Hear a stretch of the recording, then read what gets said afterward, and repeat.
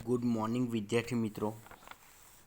ધોરણ 7 સામાજિક વિજ્ઞાન પ્રકરણ નંબર 5 વનવાસી વિચરતી જાતિ અને સ્થાનિક સમુદાય.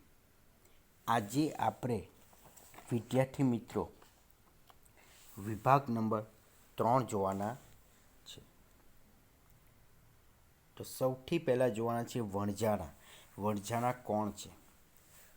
તો વિદ્યાર્થી મિત્રો, ભારતમાં વણઝારા અને ગુજરાતમાં વણઝારા કઈ કઈ જગ્યાએ જોવા મળતા હતા? તમને ખબર છે વિદ્યાર્થી મિત્રો કે ઓલપાડ તાલુકામાં જે કનૈયા પાસે લાલવા તળાવ છે, જે લાલા વણઝારાએ ખોદાવ્યું હતું, અને એક બીજું મહાદેવ શાસ્ત્રી વિદ્યાલય પાસે જે તળાવ છે તે પણ લાલા વણઝારાએ ખોદાવ્યું હતું. આ એક પ્રખ્યાત છે. તો આ બધી વિચરતી વિભુક્ત જાતિઓમાં વણઝારા સૌથી અગત્યના હતા. એટલે કે જે આ બધી જાતિઓ છે એક જગ્યાએથી બીજી જગ્યાએ ભટકતી હતી, કોઈ પોતાનું સ્થાન ન હતું. તો તેમાં આ વણઝારા નામની પ્રજા ખૂબ જ અગત્યની એટલે કે પ્રખ્યાત હતી. તેમને પોઠનો સમૂહ વણઝારને ટોળું કહેવાતો હતો. એટલે કે વણઝારા જે છે એની પોઠ એટલે કે સમૂહ એટલે કે એકી સાથે એ લોકો જતા હતા, જેને શું કહેતા? ટોળું કહેવામાં આવતું હતું. શું કહેતું? ટોળું કહેવામાં આવતું. આ ટોળું આપણને અનેક રીતે ઉપયોગી હતું. જે અલાઉદ્દીન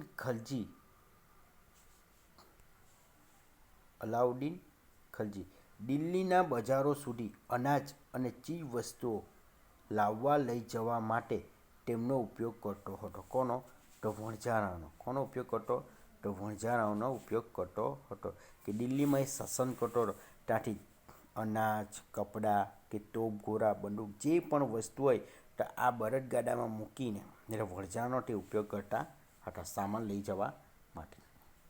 બાદશાહ જહાંગીરે પણ વણઝારા દ્વારા બરોડો પર અનાજ લાદીને એટલે કે મૂકીને શહેરોમાં વેચવાના તેમના કાર્યોમાં પણ ઉલ્લેખ કર્યો હતો. એટલે કે વિદ્યાર્થી મિત્રો, જહાંગીરે પણ આ વણઝારાનો ખૂબ જ ઉપયોગ કર્યો હતો. જે બળદગાડું છે તેમાં અનાજ મૂકીને શહેરો એટલે કે ભારત દેશની બહાર, જેવા કે શ્રીલંકા, પાકિસ્તાન, બાંગ્લાદેશ, નેપાળ વગેરે એનો ઉપયોગ કરતા હતા. ખાસ બાબત તો એ છે કે યુદ્ધ દરમિયાન વણઝારો બરડોની પોટ દ્વારા મુગલ સેના માટે અનાજ અને ચીજ વસ્તુઓ લાવતા હતા. એટલે વિદ્યાર્થી મિત્રો એવું કહે છે કે જ્યારે યુદ્ધ થતું હતું, મુગલો યુદ્ધ લડતા હતા, ત્યારે વણઝારો એ લોકોને ખૂબ જ મદદ કરી હતી. એટલે કે બરોડોની પોટ એટલે કે બરોડોની જ્યાં તમે જોવો છો આ બળદગાડા આખી પોટ કહેવાય. તો એની પર મુગલો પોતાના સેનાપતિઓ માટે અનાજ વસ્તુ, જે જીવન જીવનની વસ્તુઓ અથવા ચીજ વસ્તુઓ લાવવા માટે ખૂબ જ ઉપયોગી બનતા હતા. એક રીતે તે જોઈએ તો વણઝારા ભારત અને વિશ્વની જોડતી કડી છે. એટલે કે વણઝારા તે સમયે બધી જ જગ્યાએ પહોંચી વળતા હતા અને વિશ્વની શું છે? જોડતી કડી છે. મધ્ય એશિયાથી અનેક ચીજ વસ્તુઓ તેમના દ્વારા ભારતમાં આવતી અને ભારતની બહાર જતી હતી. એટલે એવું કહે છે વિદ્યાર્થી મિત્રો કે આ વણઝારા છે જે ભારત દેશ છે, તો ભારત દેશની ઉપર મધ્ય એશિયા, તો મધ્ય એશિયામાંથી સીધી ભારતમાં વસ્તુઓ લાવતા અને ભારતમાંથી બહાર જતા હતા, જે આપણે પોસ્ટર દ્વારા જોઈએ.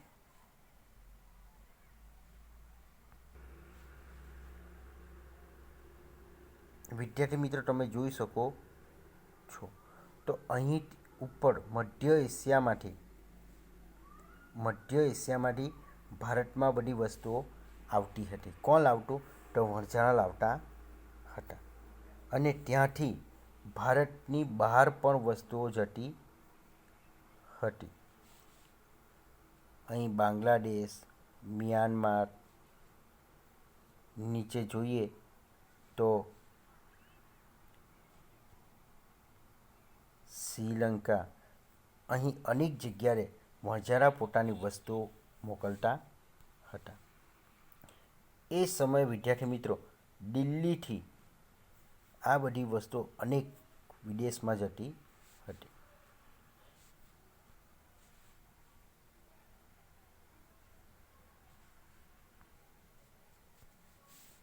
હવે વિદ્યાર્થી મિત્રો આપણે જોઈએ જનજાતિઓ અને વિચરતી જાતિઓની સંસ્કૃતિ. એ લોકોની કેવી સંસ્કૃતિ હતી અને ટકાવી રાખી.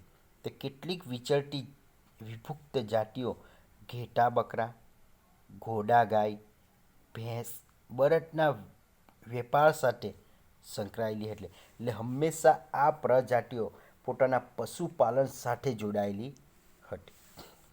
એમાંથી કેટલાક નાના મોટા વિવિધ જાતિના નાના મોટા ફેરિયાઓ એક ગામથી બીજે ગામ જઈને જાતે બનાવેલા દોરડા એટલે કે પોતાની હાથે હસ્તકલાથી બનાવેલા દોરડા, ઘાસની ચટાઈ સૂવાની મોટા ઠેલા. કેટલીક વિચરતી જાતિઓ વિભુક્ત જાતિઓમાં જોવા મળતી. એટલે કે વિદ્યાર્થી મિત્રો આ પણ જનજાતિઓ અનેક પ્રકારની જાણકારી હતી. તે લોકો ઘાસની ચટાઈ, દોરડા, મોટા ઠેલા બનાવીને એક જગ્યાથી બીજી જગ્યા એટલે કે એક ગામમાંથી બીજી ગામમાં એ લોકો વેચવા જતા હતા. જેમાં કાગસિયા અને મોડવાનો સમાવેશ થતો હતો. એટલે કે આ શું છે એ જનજાતિઓ છે જે શું કરતી તે બંગડી અને સૌંદર્ય જે પાવડર એટલે સૌંદર્ય માટેની વસ્તુઓ બનાવતા અને વેચતા હતા. પ્રસાધનનો વેપાર સાથે જોડાયેલી કે વેપાર કરતા હતા. કેટલીક વિચરતી જાતિઓમાં નટ બજારિયાનો સમાવેશ પણ થતો હતો. એ લોકો શું કરતા હતા નટ અને બજારિયા તો વિવિધ અંગ કસરત એટલે કે વિદ્યાર્થી મિત્રો પોતાના શરીરની વિવિધ અંગની કસરત કરીને મનોરંજન કરતા હતા. જેવી કે તમને ખબર છે વિદ્યાર્થી મિત્રો કે પોતાનું ગુજરાન ચલાવવા માટે વ્યક્તિ પાતળા દોરડા પર ચાલતા હોય છે, આગમાં કૂદતા હોય છે. એટલે આવી રીતના અનેક પ્રકારની કસરત કરીને પોતાનું જીવન મનોરંજન કરતા હતા. લોકોનું મનોરંજન કરતા હતા. કોણ? તો આ જનજાતિઓ.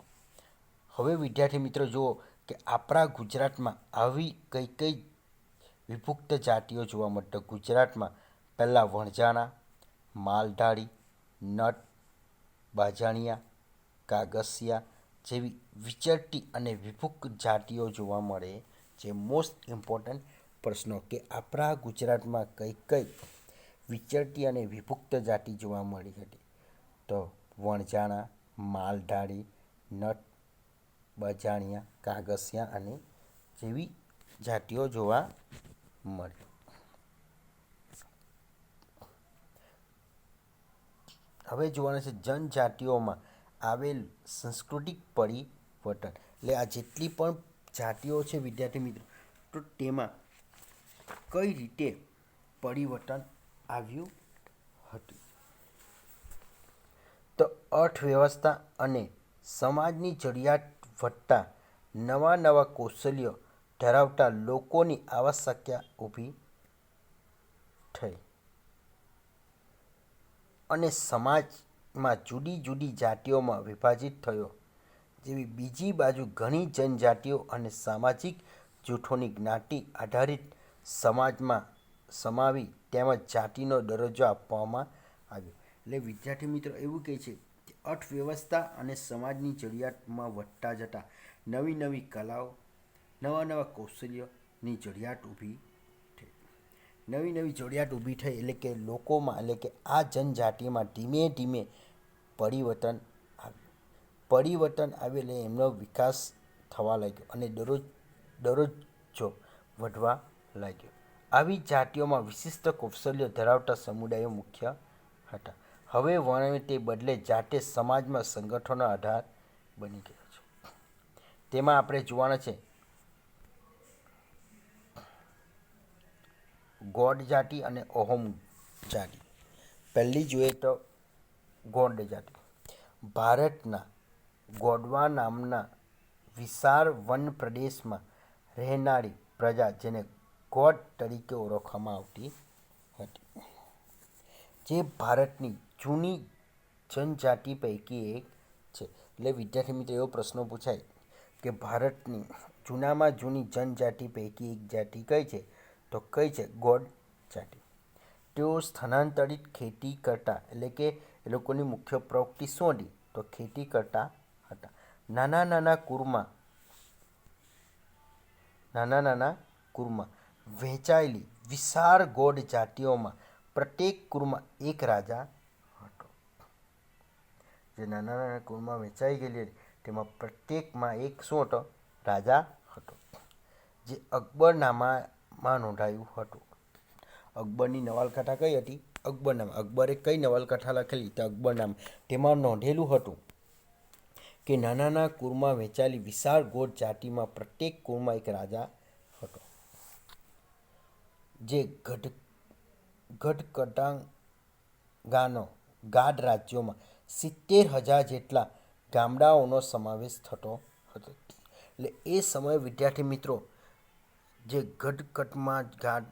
ગાઢ જે રાજ્યો હતું તેમાં કેટલા ગામડાઓ હતા? તો 70,000 જેટલા ગામડાઓ હતા.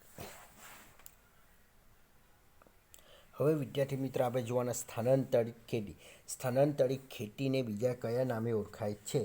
તો સ્થાનાંતરિત ખેતીને બીજા ઝૂમ ખેતી તરીકે ઓળખાય છે. કયા નામે ઓળખાય? તો ઝૂમ ખેતી તરીકે ઓળખાય છે.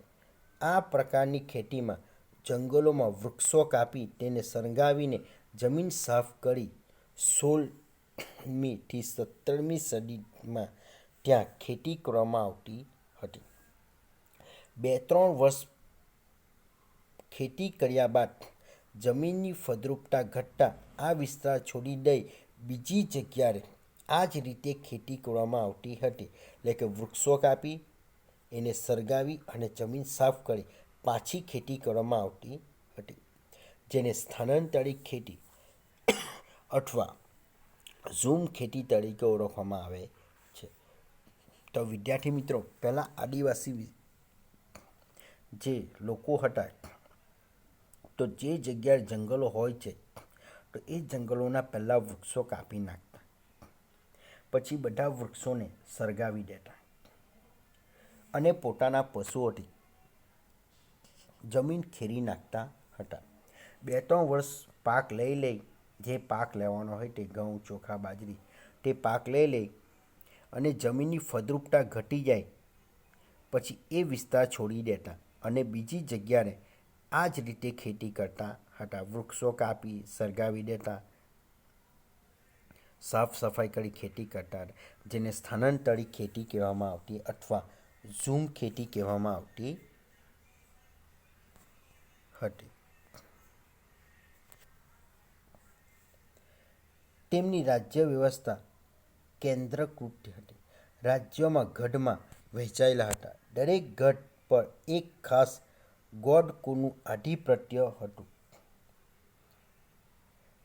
એટલે વિદ્યાર્થી મિત્રો, એક ગઢમાં 84 ગામડા હતા. એક ગઢમાં કેટલા ગામડા હતા? 84 ગામો જોડાયેલા હતા. એક એકમમાં વહેંચાયેલો હતો જેને 84 તરીકે ઓળખાતો હતો. એટલે વિદ્યાર્થી મિત્રો, એક ગઢમાં કેટલા? 84 ગામડા હતા. તો આ 84માં દરેક 84માં 12 ગામના એક પેટા એકમ જેને 12 હોટોમાં વહેંચવામાં આવ્યા હતા. જે 84 ગામો હતા તેમાં દરેકમાં 12 ના ગામમાં એક એક પેટા એકમ તરીકે 12 હોટોમાં વહેંચવામાં આવતા હતા. મોટા રાજ્યોમાં ઉદય સાથે ગોંડ સમાજમાં પણ પરિવર્તન આવ્યું હતું. જેમ જેમ ધીમે ધીમે સમય બદલાતો જાય તેમ તેમ મોટા રાજ્યનો ઉદય થતો ગયો, એટલે બનતા ગયા અને સમાજમાં પણ ધીમે ધીમે પરિવર્તન આવતું ગયું. મૂળભૂત રાજપૂત તરીકેની માન્યતા મેળવતા કટગાના ગોંડ રાજા અમનદાસે સંગ્રામ શાહીની પદવી ધારણ કરી હતી. અમનદાસે કઈ પદવી ધારણ કરી હતી વિદ્યાર્થી મિત્રો? તો સંગ્રામ શાહની પદવી ધારણ કરી હતી. એમના પુત્રનું નામ શું હતું? તેના પુત્રનું નામ દલપતે હતું. મહોબના ચંદર રાજપૂત રાજાની પુત્રી સાથે રાજકુમારી દુર્ગાવતી સાથે તેમણે લગ્ન કર્યા હતા. કોણે? તો દલપત. કોની સાથે લગ્ન કર્યા? તો મહોબના ચંદેલ રાજપૂત રાજા હતો. એ રાજાની પુત્રી રાજકુમારી દુર્ગાવતી સાથે એમને લગ્ન કર્યા. યુવાન વરે જ દલપતનું મૃત્યુ થયું તથા દુર્ગાવતીએ 5 વર્ષના પુત્રને જન્મ આપેલો. એનું નામ છે વીર નારાયણ. દુર્ગાવતીએ કયા પુત્રને જન્મ આપ્યો? તો 5 વર્ષનો પુત્ર હતો વીર નારાયણ ના નામથી શાસન સંભાળ્યું હતું. એટલે પુત્રના નામથી તેણે શાસન શરૂ કર્યું હતું. 1565માં આસિફ ખાનના નેતૃત્વ હેઠળની મુગલ સેનાઓએ દુર્ગાવતીને હરાવી દીધી. 1965માં શું થયું? આસિફ ખાન સાથે મુગલ સેનાઓ સાથે એમની યુદ્ધ થયું અને તેમાં દુર્ગાવતીને હરાવી દીધી. રાણી અને તેમનો પુત્ર યુદ્ધમાં લડતા લડતા મૃત્યુ પામે. બંને રાણીને પુત્ર શું કહે? યુદ્ધમાં લડતા લડતા મૃત્યુ પામે. ગઢકટ્ટમાં રાજાએ હાથીઓના વેપાર દ્વારા પુષ્કળ ધન કમાયું હતું. એટલે ગઢકટ્ટ ગામ રાજ્યએ શાના વેપાર કરતા હતા? તો શાના વેપાર કરતા?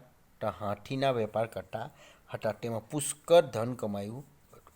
ગઢકટ્ટગા પર વિજય મેળવી મુગલોએ પણ પુષ્કળ ધન અને હાથીઓ મેળવ્યા હતા. એટલે જે અંગ્રેજો હતા, જે મોગલો હતા, તો સીધા ગઢકટ્ટા ગામ હતું તેની પર શું કર્યું? હુમલો કર્યો અને વિજય મેળવ્યો. પુષ્કળ ધન પણ કમાયું ને સાથે સાથે હાથીને પણ તેમણે મેળવી લીધા. તેમના રાજ્યના મોટા ભાગ પોતાના નિયંત્રણમાં રાખે, એટલે કે મોગલે પોતાના હાથ નીચે રાખી દીધા. જ્યારે બાકીનો ભાગ વીર નારાયણના કાકા ચંદ્ર શાહે આપ્યો. વીર નારાયણના કાકા કોણ હતા? તો ચંદર શાહને આપ્યો. ગઢકરના પતન બાદ, એટલે રાજ્યના નાશ બાદ, નિર્બળ બનેલા ગોળ રાજ્ય શક્તિશાળી બુલેન્ડો અને મરાઠાઓના આક્રમણ સામે ટકી શક્યું નહીં.